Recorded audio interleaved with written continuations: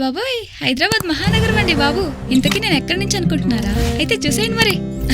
నా కోరిక అందమైందైతే ఒకరి కోరిక అందవిహీనమైనది.